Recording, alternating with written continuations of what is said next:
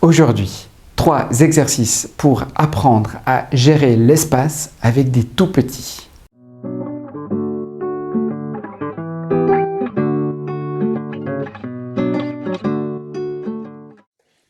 J'aime, abonnez-vous, votre avis et vos questions dans les commentaires et vous pourrez trouver dans la description tous les liens concernant notre travail, notamment le livre dont sont tirés tous les exercices que je présente dans ces vidéos. Merci. Bonjour, aujourd'hui on va faire 3 exercices pour apprendre à gérer l'espace et c'est des exercices qu'on va pouvoir faire avec des petits, avec des enfants de 4, 5, 6, 7, 8 ans, 9 ans. Premier exercice, ça va être la forêt. Moi j'appelle ça la forêt. L'idée, ça va être de construire tous ensemble une forêt en faisant avec nos corps les arbres. Donc on va s'installer dans l'espace, chacun va faire un arbre, se planter au sol et proposer son arbre. Et puis il y a un enfant qui va traverser cette forêt. Ok ? Il y a tous les arbres. D'abord, il va la traverser les yeux ouverts pour voir comment ça se fait. Et puis après, il va essayer de la traverser les yeux fermés. Donc moi, je vous conseille qu'il pose lui-même sa main sur ses yeux ou qu'il ferme les yeux tout simplement. Je ne vous conseille pas du tout de mettre un bandeau parce que je trouve ça un petit peu anxiogène et l'enfant sait qu'il fait un exercice et il peut lui-même fermer les yeux et se retrouver en sécurité s'il a la moindre angoisse, simplement par lui-même. Donc l'idée, ça va être qu'il se ferme ses yeux lui-même et puis qu'il traverse cette forêt. Et pour se guider, pour ne pas rentrer en contact avec les arbres, ils vont émettre un bruit. Alors soit ils font un bruit de feuilles, soit ils font un bruit de craquement. Et à chaque fois que celui qui traverse approche un arbre, l'arbre fait du bruit pour pouvoir éloigner l'enfant et donc qu'il trouve un chemin parmi les arbres. Tout simplement. Voilà, on en fait passer 1, 2, 3. Voilà. On peut aussi changer la structure de la forêt, de tous les arbres, avec des pièges, avec des ponts, avec un labyrinthe. On va essayer de voir ça avec les enfants qui restent. Je vous invite aussi à accompagner l'enfant avec une aide, soit par vous-même, en essayant toujours d'avoir ce contact verbal avec lui dire voilà, tu peux avancer, vas-y, écoute bien la forêt, est-ce que tu entends l'arbre, arrête-toi, vas-y, avance, tu en es où, ça va, etc. D'avoir toujours ce contact pour l'aider, vous, en tant qu'intervenant. Vous pouvez aussi accompagner l'enfant avec un ange gardien, avec un petit fantôme gentil qui l'aide et qui va surtout faire en sorte qu'il ne se cogne pas dans les arbres et qui va l'accueillir à la fin de l'exercice. Deuxième exercice. Je vais vous proposer de faire une file indienne avec les enfants, tous vos enfants derrière vous, et de les emmener sur un parcours imaginaire. Okay ? Donc de les accompagner verbalement et de leur montrer ce qui se passe tout en faisant un parcours. Okay ? De bien décrire ce qui se passe autour d'eux et d'avancer avec eux. De leur faire des propositions physiques vraiment sur l'environnement qu'ils rencontrent.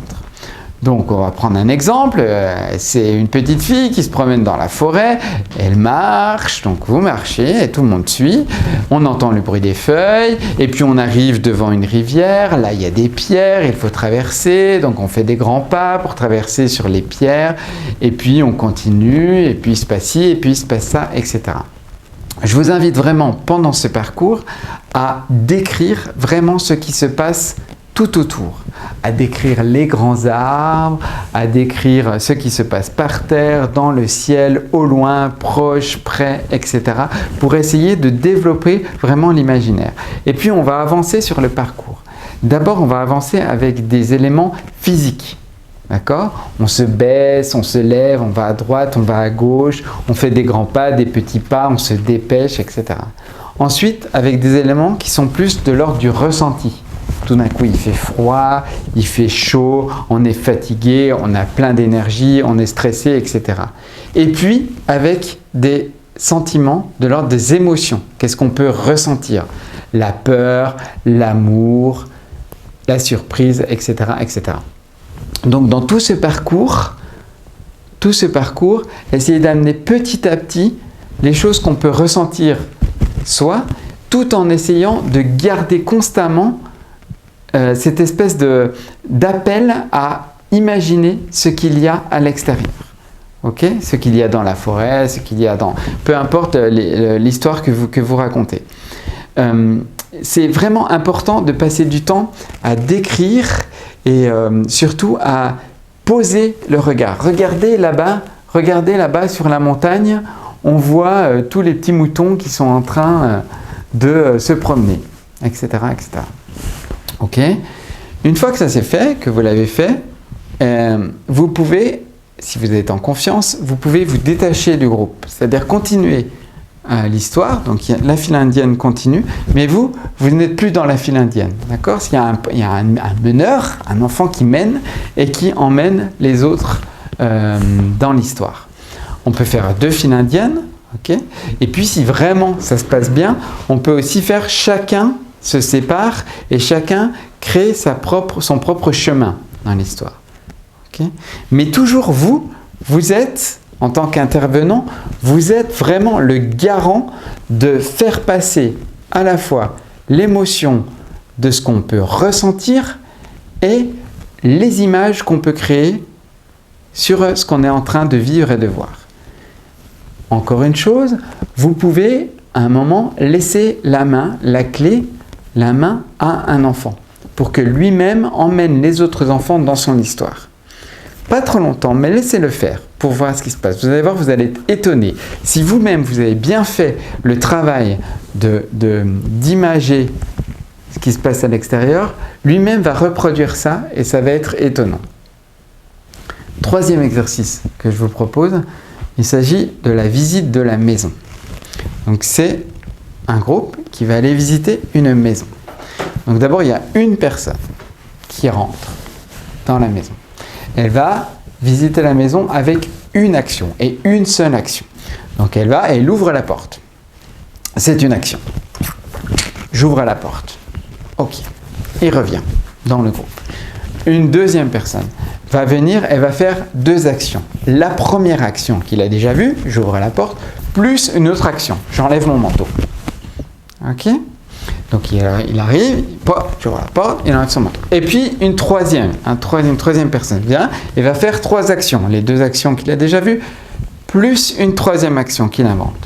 J'ouvre la porte, j'enlève mon manteau et j'accroche mon manteau au porte-manteau, etc., etc.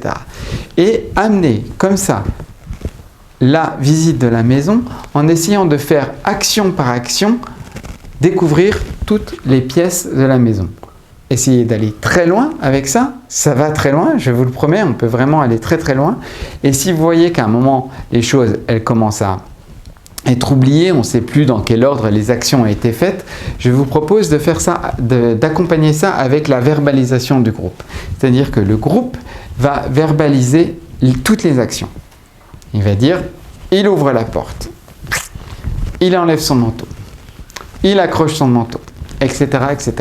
Et donc le groupe, collectivement, va se souvenir de toutes les actions qui se sont passées et ne pas les oublier. L'idée, c'est vraiment de reproduire où se sont passées les choses. C'est pas seulement... la porte, elle est là. Elle est à un endroit très précis. Le premier, il a posé la porte là. La porte, elle n'est pas 1 mètre plus loin. Elle est là. Et puis après, il a accroché son manteau là. Ok, donc là, le porte-manteau, il est là. La porte pour rentrer dans la chambre, elle est là, etc., etc. Donc, essayez de bien reconnaître l'espace et accompagner avec le groupe.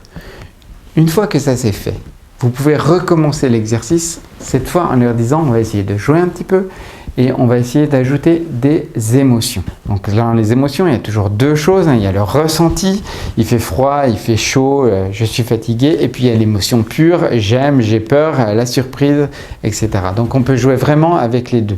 Ajouter à l'action l'émotion. Okay? L'émotion n'est pas une action. Donc je peux poser mon manteau au porte-manteau tout en ayant l'émotion d'avoir chaud. Okay? C'est vraiment, on ajoute les 2. Ils vont très bien comprendre ça, les gamins, ça va très bien marcher. Et puis, faire exactement le même exercice. Et encore verbaliser avec le groupe pour ne pas oublier toutes les actions les unes après les autres. Voilà, merci beaucoup. Merci beaucoup. Vous pouvez laisser toutes vos questions et toutes vos remarques dans les commentaires ci-dessous. Et à la prochaine fois.